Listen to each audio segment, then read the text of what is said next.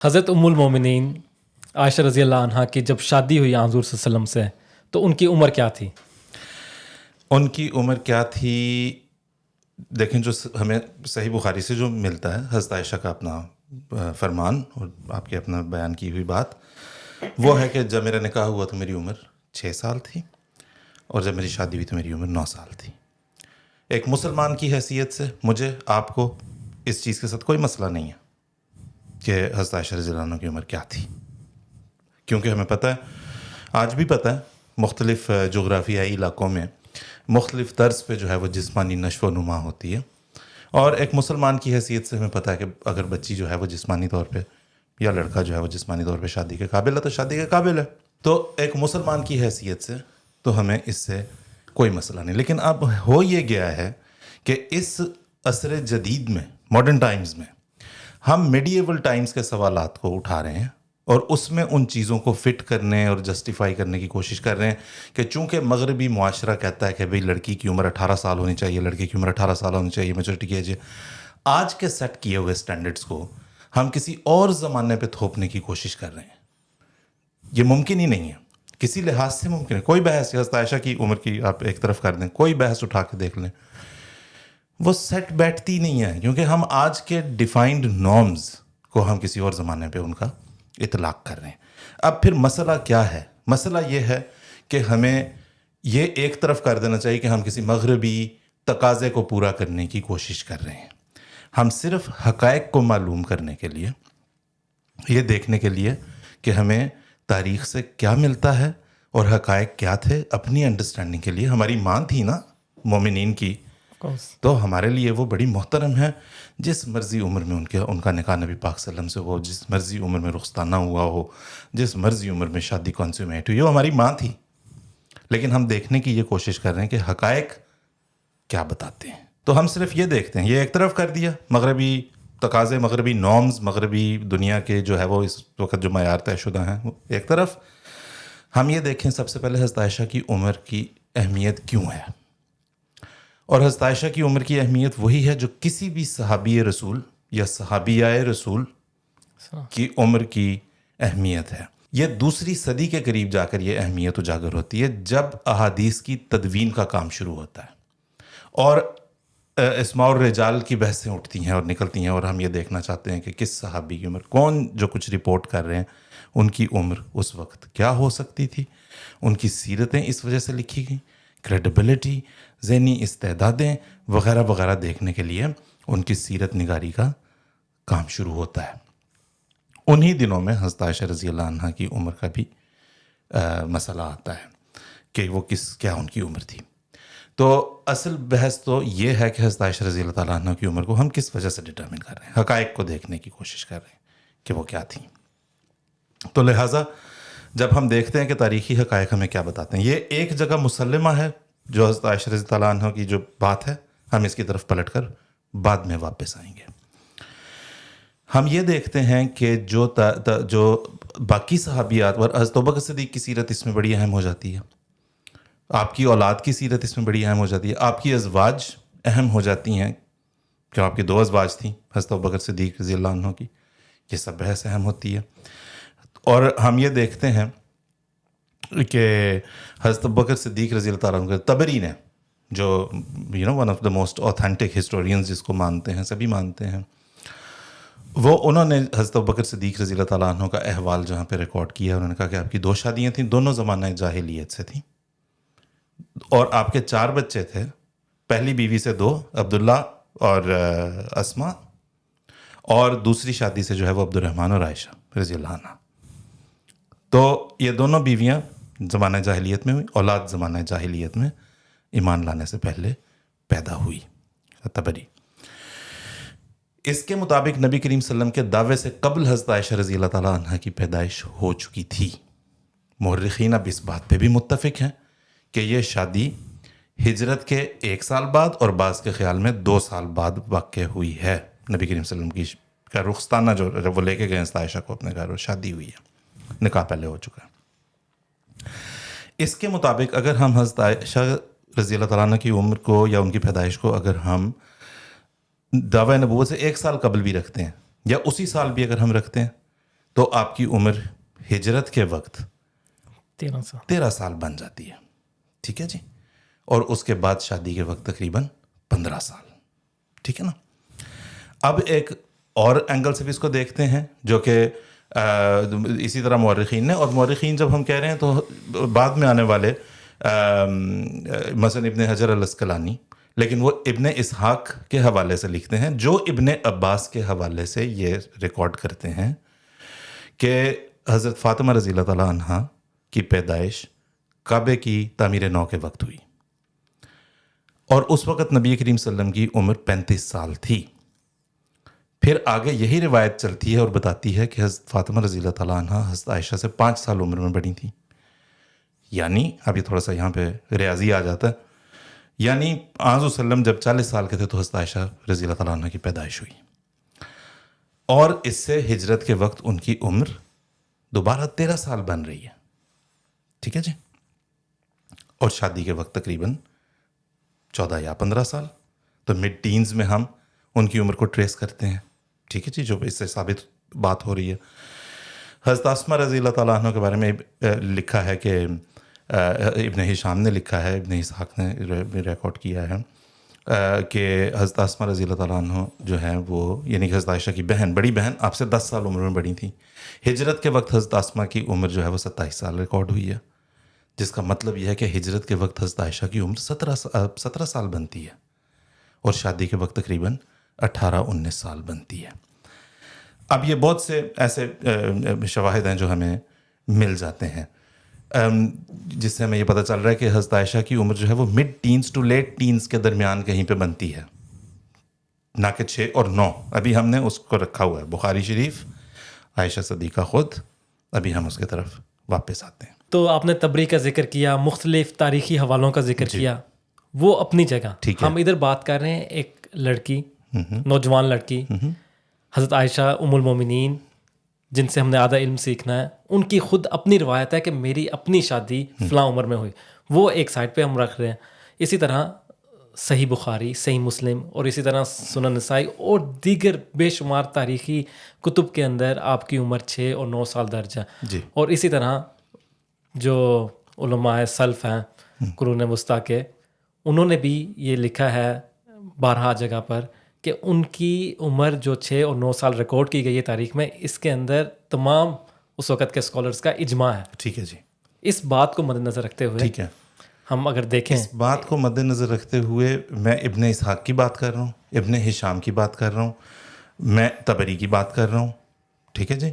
تو اجماع کہاں پہ ہو گیا اور کیسے ہو گیا, اور اس اجماع کی طرف بھی واپس آئیں گے. مجھے ضرور واپس لے آئیں کھینچ کے اس طرف, اگر میں اس سے نہ بھی جا سکا کہ یہ اتنے اس قدر پرزور اور بعض اوقات پرتشدد اجماع کی ضرورت بھی کیوں پیش آ گئی. تو ہم تو وہ تحقیق پیش کر رہے ہیں, یہ کوئی ماڈرن تحقیق تو نہیں. یہ تو وہ آپ کے جو آپ کہہ رہے ہیں نا, جو سلف صالحین ان کے اکٹھی کردہ جو ہے وہ جمع کردہ حقائق ہیں جو ہم یہاں پہ ڈسکس کر رہے ہیں اور یہاں پہ لے کے آ رہے ہیں. ٹھیک نا. اب مثلا ہم دیکھیں کہ حضرت انس بن مالک رضی اللہ تعالیٰ عنہ کی روایت ہے, وہ کہتے ہیں کہ احد کے وقت میں نے دیکھا کہ حضرت عائشہ صدیقہ ان خواتین میں تھیں, ان کو میں نے دیکھا جو احد کے جو جنگ میں جو زخمی تھے, جو جنہیں چوٹیں لگی تھیں, جو وہاں پہ لڑ رہے تھے, ان کی خدمت سر انجام دے رہی تھیں. ان خواتین میں سے تھیں, انہیں پانی پلا رہی تھیں, اور انہوں نے اپنے جو جامے تھے وہ یوں سمیٹ رکھے تھے, بھاگتے وقت ان کے پیروں کی پازیب نظر آتی تھی. ٹھیک ہے جی. ہمیں یہ پتہ ہے کہ نبی کریم سے یہ 3 ہجری کی بات ہے, وہ 3 ہجری میں ہو رہی ہے, یعنی کہ شادی کے اگر شادی 9 سال کی عمر میں ہوئی ہے, اگر ہم اس کو مان لیں تو یہ 10 سال کی عمر ہے. ہمیں پتہ ہے کہ نبی کریم صلی اللہ علیہ وسلم 15 سال کی عمر سے چھوٹا لڑکا, میل چائلڈ بھی کوئی ساتھ نہیں لے کے جاتے تھے, نہ اس پر کبھی رضامند ہوئے, اور منع فرمایا کہ 15 سال سے کم عمر کا کوئی لڑکا بھی ساتھ جائے. کجا یہ کہ لڑکی 10 سال کی عمر کی میدان جنگ میں جو ہے وہ مشقیں ڈھوتی پھرے اور پانی پلاتی پھرے, یہ بات تسلیم نہیں کی جا سکتی. مثال کے طور پہ اس کے بارے میں بھی مختلف لوگ لکھتے ہیں کہ وہاں پر حضور صلی اللہ علیہ وسلم نے حضرت ابن عمر کو جانے کی اجازت نہیں دی, جن کی عمر اس وقت 14 سال تھی, اور اس کے بعد خندق ہوئی, خندق میں وہ شامل ہوئے, مگر وہ بطور جنگجو غزوہ احد میں شامل ہو رہے. حضرت عائشہ رضی اللہ عنہ جب احد میں شامل ہوئیں تو بطور مرہم پٹی کرنے کے لیے, جنگجو کے طور پہ نہیں, فرسٹ ایڈ پرووائڈ کرنے کے لیے اور مختلف اس کی حضور وسلم نے. یہ بڑی اچھی آپ نے بات کی اور بڑا اہم ہے، یہ بڑا اہم ہے اس بات کو مد نظر رکھنا اور سامنے رکھنا. جس کو ایکسیپشنل حالات میں حضور وسلم نے اجازت بھی دی، 15 سال کی عمر سے کم عمر کے بچے کو کبھی اگر ساتھ لے کے گئے ہیں تو وہ بھی ان فزیکل ایکسیپشنل کوالٹیز کی وجہ سے ہوگا. جس طرح ہم عام دیکھتے ہیں بعض بچے 13-14 سال کی عمر میں جو ہے وہ 17-18 سال 19 سال کے لگتے ہیں، جسمانی قوا ان کے بڑے مضبوط ہوتے ہیں، بعض بلکہ جو ہے وہ اپنے ہم عمروں سے کہیں بہتر ہوتے ہیں اور اپنے سے بڑوں سے کہیں بہتر ہوتے ہیں. تو اس میں جہاں پہ یہ ایکسیپشن ہوگی، جس کا مطلب ہے کہ فزیکل اپیئرنس، جسمانی قوا، یہ اہم ہے میدان جنگ میں بھی اور شادی کے معاملے میں بھی. تو یہ ایک تو اس مسئلے کو بھی یہ چیز حل کرتی ہے. دوسرا آگے دیکھنے والی بات یہ ہے جہاں پہ یہ کنفیوژن، ہم اب واپس آ رہے ہیں 6 اور 9 کی طرف. کیا اس زمانے میں تواریخ کا ریکارڈ رکھنا اور انہیں درج کرنا رواج تھا؟ نہیں تھا. کیوں نہیں تھا؟ کیونکہ آپ کے پاس کوئی ذریعہ ہی نہیں تھا ایسے کرنے کا. آپ کیسے کرتے؟ کوئی کیلنڈر ہی نہیں تھا.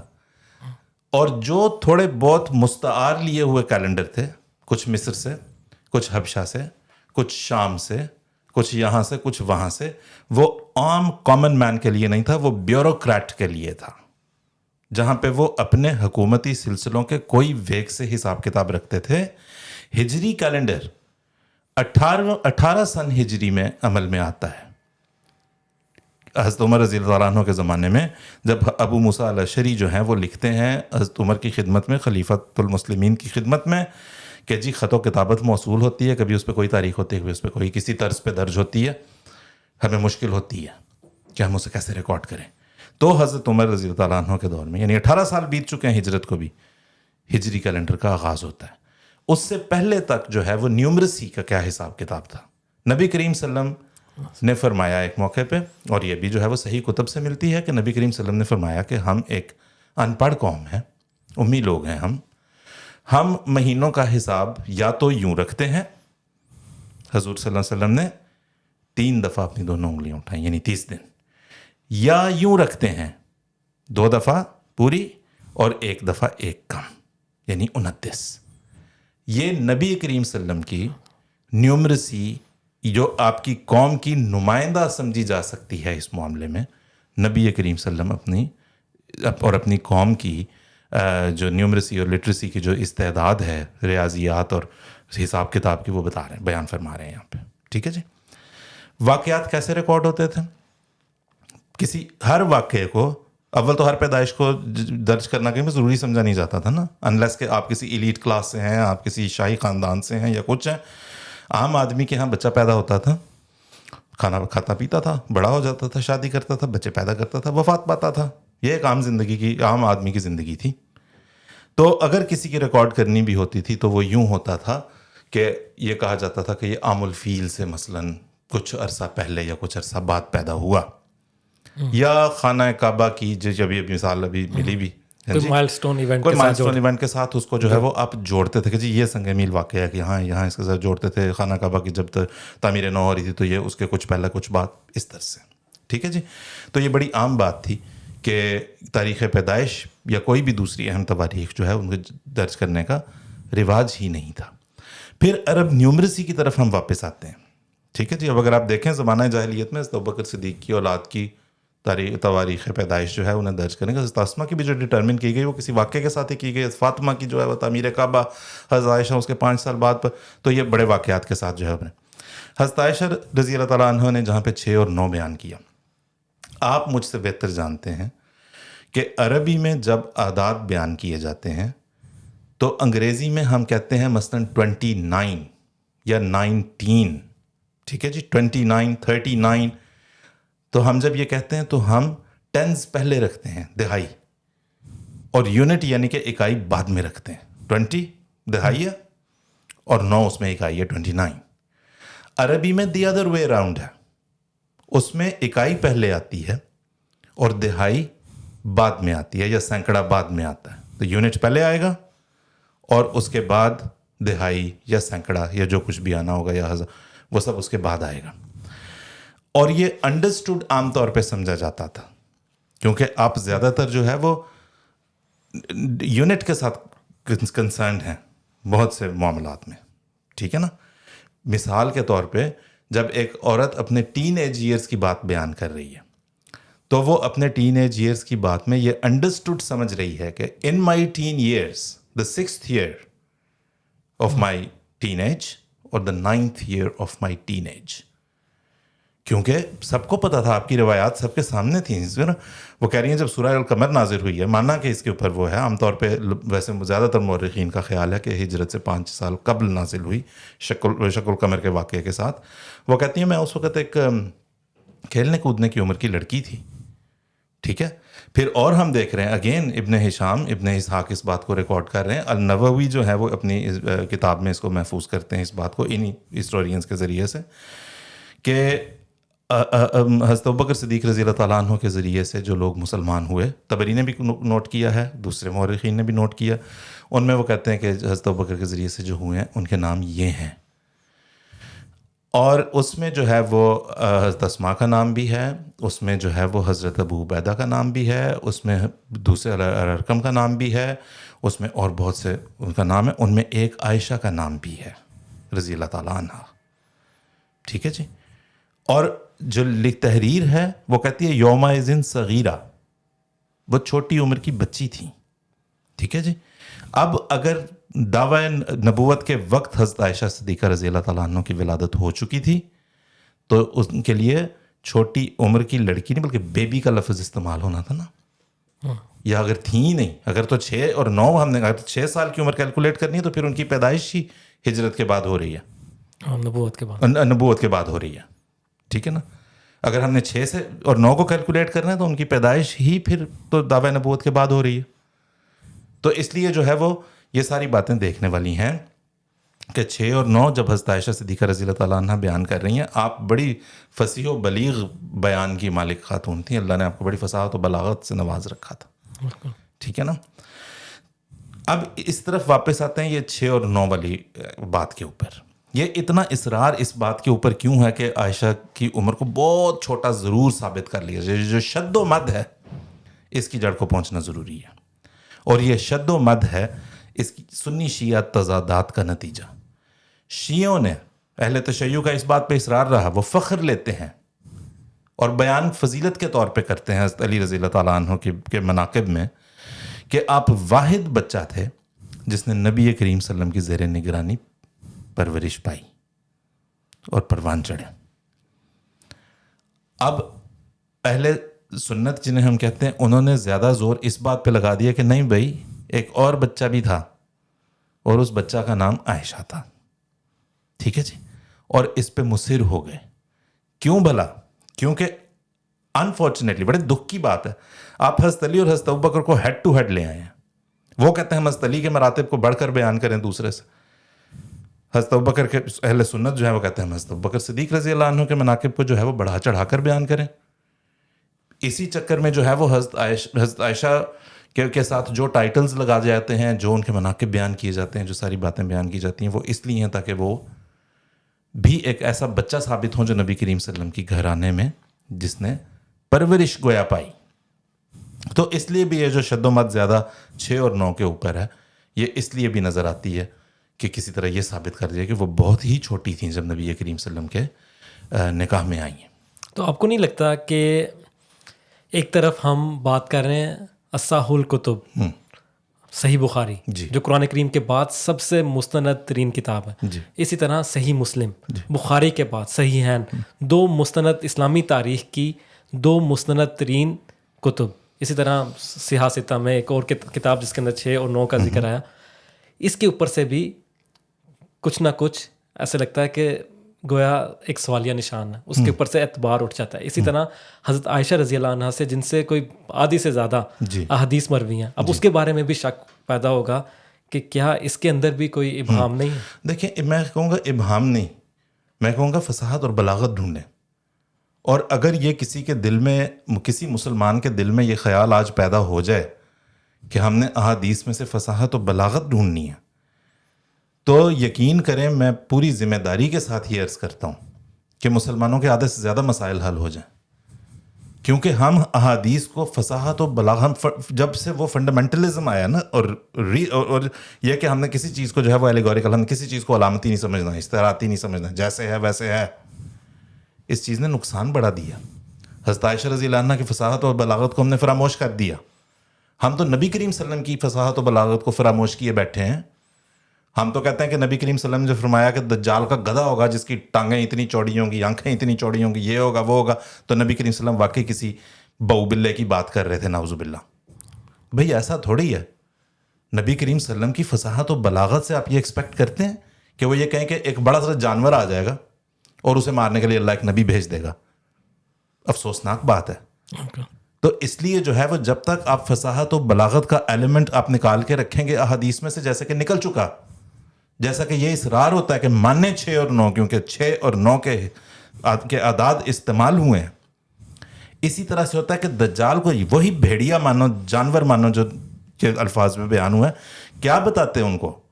نبی کریم صلی اللہ علیہ وسلم کی فضیلت یہ بیان ہوئی ہے کہ والذی بعث فی الامیین رسولا منہم، ان امیین، ان لیٹرڈ، ان پڑھ لوگوں میں نبی بھیجا.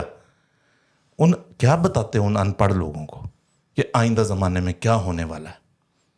جو آپ کو اللہ نے فصاحت و بلاغت دی تھی، اس کے ذریعے سے آپ نے ان کو سمبلزم میں باتیں سمجھائی ہیں تاکہ وہ سمجھ سکیں. تو اسی طرح سے جی عیسیٰ علیہ السلام دوبارہ اس دنیا میں واپس آئیں گے. اب اس کو بھی ہم پکڑ کے بیٹھ گئے کہ جی عیسیٰ ہونا چاہیے، ابن مریم ہونا چاہیے. تو حدیث میں جتنا ہم لٹرلسٹ ہوتے جائیں گے، ہم اتنا زیادہ اسلام کو ناقابل عمل بناتے چلے جائیں گے. بنا دیا ہے، اور لوگ اسلام سے دور ہوتے چلے جائیں گے. اس لیے عائشہ صدیقہ رضی اللہ عنہ کا فرمانا 6 اور 9، اس میں ہمیں یہ یاد رکھنا چاہیے کہ آپ کے بیان میں فصاحت و بلاغت تھی. آپ خود بڑی ذہین و فتین خاتون تھی، آپ نے اپنے حساب سے کلام کیا. اس سے ایک بات یاد آئی کہ حضرت حکیم بنت خویلد وہ رشتہ لے کر جب آن صلی اللہ علیہ وسلم کا حضرت ابوبکر کے پاس گئیں تو انہوں نے کہا کہ مجھے 1-2 دن دو، اس کا رشتہ پہلے سے ہی ہوا ہے، میں جا کے وہ رشتہ توڑ کے آتا ہوں یا جو بھی کرتا ہوں. اب یہ کہ عربی جو روایات تھیں ان کے مطابق بھی یہ رشتہ ہونا، اس کے اندر کوئی اچنبے کی بات نہیں، کیونکہ پہلے سے ہی طے ہو چکا تھا. اور جب وہ واپس آتے ہیں تو وہ بیان کرتے ہیں کہ جن کے ساتھ ان کی منگنی ہوئی، حضرت مطعم بن عدی، وہ کہتے ہیں کہ مجھے ڈر ہے کہ حضرت عائشہ میرے بیٹے کو اس کے مذہب سے پھیر دیں گی. اب اگر چھوٹی سی کم سن بچی جس کو بمشکل اپنی زبان پہ قابو ہے، عبور بھی نہیں ہے زبان پہ، وہ اس کے اندر اتنی کیرزمیٹک پرسنالٹی، اتنی فصاحت و بلاغت، اتنی تاثیر ان کی بات میں کہ وہ کسی کے دین سے ہی پھیر دیں. بالکل ایسا تو یہ بات ہی نہیں بنتی، بالکل نہیں بنتی. اور دوسرا دیکھیں، اس کا ایک اور زاویہ بھی ہے. یہ بہت اچھی بات آپ نے بیان کی کہ وہ آخر انفلوئنشل تھیں، وہ آخر عمر کے ایک ایسے حصے میں ہوں گی یقیناً جس میں وہ کسی اچھے خاصے گرون اپ مین کے جو ہے وہ دین مذہب کو انفلوئنس کر سکیں. ایک اور بات بھی دیکھیں، چھوٹی بھی ہوتی ہیں، اگر فرض کر لیں اب ہم جن لوگوں کو آج کل بڑا ریویئر کرتے ہیں، جی محمد علی جناح رحمۃ اللہ علیہ، قائد اعظم، جی، اور یہ اور وہ. قائد اعظم نے شادی 39 ایئرز آف ایج کے تھے جب کی، 39 ایئرز کے تھے جب ان کو وہ لڑکی پسند آئی جو 16 سال کی بچی تھی، آج کے حساب سے مائنر، یعنی کہ کم عمر بچی تھی. لیکن جو سیرت نگار ہیں وہ لکھتے ہیں کہ رتی بائی، جو بعد میں رتی جناح کہلائیں، 14-15 جناح کے دوست کی بیٹی تھی. جناح اس کے ابا کو ملنے ایک دوست کی حیثیت سے جایا کرتے تھے، لیکن کہتے ہیں کہ وہ آ کے ان لوگوں کے پاس بیٹھ جاتی تھیں. وہ 14-15 سال کی ہلکی عمر میں، وہ کہتے ہیں کہ جس لیول پہ وہ سیاسیات کے اوپر گفتگو کرتی تھیں وہ ایکسیپشنل تھا. سو بعض لوگ وہ ایسی انفلوئنشل تھیں کہ جناح جیسا آدمی، جب وہ شادی کے خیر آگے تفصیلات ہیں، وہ ظاہر 16 سال کی عمر میں شادی نہیں کر سکتے تھے، وہ 18 کی ہوئی. جناح بائی دین واز 40، اراؤنڈ 40، اور تب جا کے ان کی شادی ہوئی ہے. لیکن اس عمر میں بھی ان کے پاس وہ فصاحت تھی، بلاغت تھی، ٹھیک ہے، اور وہ انڈرسٹینڈنگ تھی چیزوں کی. تو ہم تو بات کر رہے ہیں ام المومنین، وہ خاتون جس کو خدا نے مومنین کی ماں بنانا تھا، جس سے دنیا نے آدھا دین سیکھنا تھا، اور جس نے ایک لمبے عرصے تک نبی کریم صلی اللہ علیہ وسلم کے بعد زندہ رہ کر اس بلڈنگ کو بنتے ہوئے دیکھنا تھا جس کے اوپر نبی کریم صلی اللہ علیہ وسلم کی سیرت کی بنیاد رکھی جانی تھی.